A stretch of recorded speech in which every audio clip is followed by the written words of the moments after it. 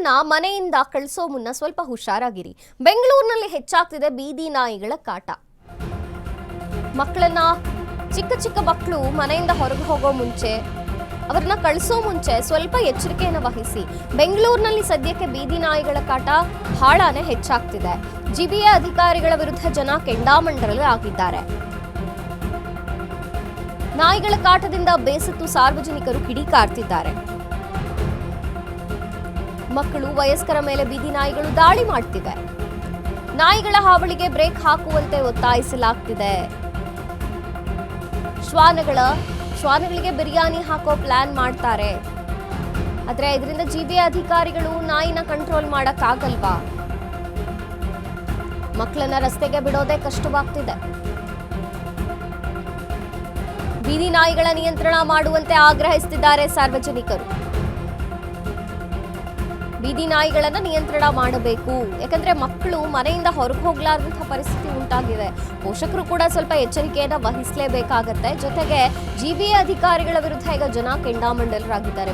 ಬೇಕಂದ್ರಲ್ಲಿ ಆಹಾರ ಹಾಕ್ತಾರೆ, ಬೇಕಾದಲ್ಲಿ ಬಿರಿಯಾನಿಯನ್ನ ಹಾಕ್ತಾರೆ. ನಾಯಿಗಳ ಕಾಟದಿಂದ ಸಾರ್ವಜನಿಕರು ಬೇಸತ್ತು ಕಿಡಿಕಾರ್ತಿದ್ದಾರೆ.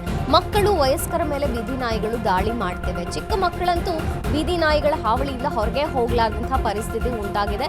ಹಾಗಾಗಿ ನಾಯಿಗಳ ಹಾವಳಿಗೆ ಬ್ರೇಕ್ ಹಾಕಬೇಕು ಅನ್ನುವಂತಹ ಕೂಗು ಸಾರ್ವಜನಿಕರದ್ದು. ಶ್ವಾನಗಳಿಗೆ ಬಿರಿಯಾನಿ ಹಾಕೋಕೆ ಪ್ಲಾನ್ ಮಾಡ್ತಾರೆ. ಜಿಬಿಎ ಅಧಿಕಾರಿಗಳು ನಾಯಿಯ ನಿಯಂತ್ರಣಕ್ಕೆ ಏನಾದ್ರು ಕ್ರಮ ಕೈಗೊಳ್ಳಿ ಅಂತ ಸಾರ್ವಜನಿಕರು ಈಗ ತಮ್ಮ ಅಭಿಪ್ರಾಯಗಳನ್ನು ವ್ಯಕ್ತಪಡಿಸುತ್ತಿದ್ದಾರೆ. ಕರ್ಕೊಂಡ್ಬರ್ಬೇಕು. ಇವರು ಮುನ್ಸಿಪಾಲಿಟಿ ಅವ್ರು ನೋಡ್ಕೋಬೇಕು, BBMP ಅವ್ರು ನೋಡ್ಕೊಂಡು ಅದನ್ನ ಇದು ಮಾಡಬೇಕು. ಎಲ್ಲಾ ಕಡೆನೂ ಮಕ್ಕಳನ್ನ ನಾವು ಆಚೆ ಕಡೆ ಬಿಡಕ್ಕೆ ಆಗಲ್ಲ. ಮೊಮ್ಮಕ್ಕಳನ್ನ ಆ ಥರ ತೊಂದರೆ ಆಗಿದೆ. ಸ್ಕೂಲಿಂದ ಬರಬೇಕಾದ್ರೆ ಒಂದು ಆಳು ಕಳಿಸ್ಬೇಕು, ಅವ್ರ ತಾತನ ಅಜ್ಜಿನ ಹೋಗ್ಬೇಕು, ಕರ್ಕೊಂಬರ್ಬೇಕು. ಈ ಥರ ಆಗಿದೆ. ಅದೆಲ್ಲ ಬೇಜವಾಬ್ದಾರಿ ಮಾಡ್ತಾ ಇರೋ ಸರ್ಕಾರ, ಬೇಜವಾಬ್ದಾರಿ ಆಗಿದೆ ಅಷ್ಟೇ. ಏನು ಮಾಡೋಕ್ಕಾಗತ್ತೆ? ಈಗ ಮನೆಯಲ್ಲಿ ನಾಯಿ ಏನಾದರೂ ಸಾಕಿದ್ರೆ ಅದಕ್ಕೆ ಲೈಸೆನ್ಸ್ ತಗೋಬೇಕಂತ ಹೇಳ್ತಾ ಇದ್ದಾರೆ. ನಿಮ್ಮ ಮನೆಯಲ್ಲಿ ನಾಯಿ ಇದೆಯಾ? ಇಲ್ಲಪ್ಪ, ನಾವು ನಮ್ಮ ಮಕ್ಕಳನ್ನೇ ಸಾಕಾಗೈತೆ. ನಾಯಿ ಬೇಕು ಎಂತಕ್ಕೆ ನಮಗೆ? ಅವ್ರನ್ನೇ ಸುಧಾರಿಸಿದ್ರು ಸಾಕಾಗ್ಬಿಟ್ಟಿದೆ. ಇವರು ಮುನ್ಸಿಪಾಲಿಟಿ ಅವ್ರು ನೋಡ್ಕೋಬೇಕು, BBMP ಅವ್ರು ನೋಡ್ಕೊಂಡು ಅದನ್ನ ಇದು ಮಾಡಬೇಕು. ಅದು ಒಂದು ಕಡೆ ಅದನ್ನು ಹಿಡ್ದಾಕಿದ್ರೂ ಪ್ರಾಣಿ ಹಿಂಸೆ ಆಗುತ್ತೆ. ಬಟ್ ನಮ್ಮನೇಲೇ ಇದೆ ಒಂದು ನಾಯಿ, ಬೀದಿ ನಾಯಿನೇ. ಬಟ್ ಅಷ್ಟು ಸೇಫ್ಟಿ ಇದೆ ನಮಗೆ. ಮನೆಗೆ ಯಾವುದೇ ಒಂದು ಕಳ್ಳ ಏನಾದರೂ ಹೊರಗಡೆಯಿಂದ ಬಂತು ಅಂದರೆ ಅವ್ರನ್ನ ಸುಮ್ಮನೆ ಬಿಡಲ್ಲ ಅದು. ಬಟ್ ಒಂದು ಕಡೆ ಸೇಫ್ಟಿ ಇದೆ, ಇನ್ನೊಂದು ಕಡೆ ಯಾರಾದರೂ ಅಪರಿಚಿತರು ಬಂದರೆ ಕಚ್ಚಾಕ್ಬಿಡುತ್ತೆ. ಆ ಥರ ಕಷ್ಟ ಆಗುತ್ತೆ. ಅದು ಒಂದು ಕಡೆ ಅದನ್ನು ಹಿಡ್ದಾಕಿದ್ರೂ ಪ್ರಾಣಿ ಹಿಂಸೆ ಆಗುತ್ತೆ.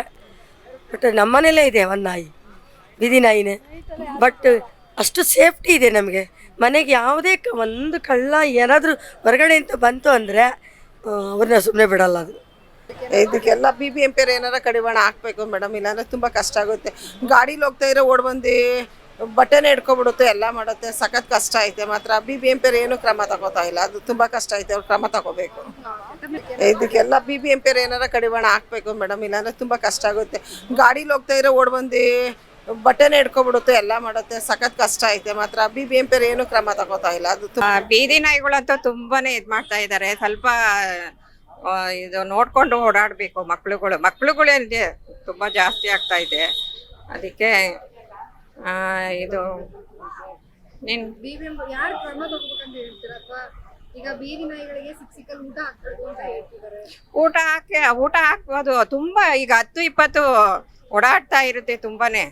ಅವಾಗ ಯಾವುದಕ್ಕಿಂತ ಊಟ ಹಾಕಕ್ ಹೋದ್ರು ಈಗ ಬಿಸ್ಕೆಟ್ ಮಕ್ಳುಗಳೇನಾರು ಇಟ್ಕೊಂಡಿರ್ತಾರೆ, ಬಂದೇ ಬೇಕು. ಟಿವಿನಂತೂ ತುಂಬಾ ನೋಡ್ತಾ ಇರ್ತೀನಿ. ಎಷ್ಟು ಭಯ ಆಗುತ್ತೆ ಅಂದ್ರೆ ಕಚ್ಚೆ ಬಿಡುತ್ತೆ. ನಮ್ಮ ಯಜಮಾನ್ರಿಗೂ ಕಚ್ಚಿಬಿಟ್ಟಿತ್ತು. ಸುಮ್ನೆ ಹಿಂಗ್ ಹೋಗ್ತಾ ಇದ್ರೆ ಕಾಲಿಗೆ ಕಚ್ಚಿಬಿಟ್ಟಿತ್ತು. ಏನ್ ಬಿಡಿಸ್ಕೊಂಡು ಒಂದ್ ನಾಯಿನೇನೆ ಓಡ್ ಬಂದ್ ಇದ್ ಮಾಡುತ್ತೆ. ಬೀದಿ ನಾಯಿಗಳಂತೂ ತುಂಬಾನೇ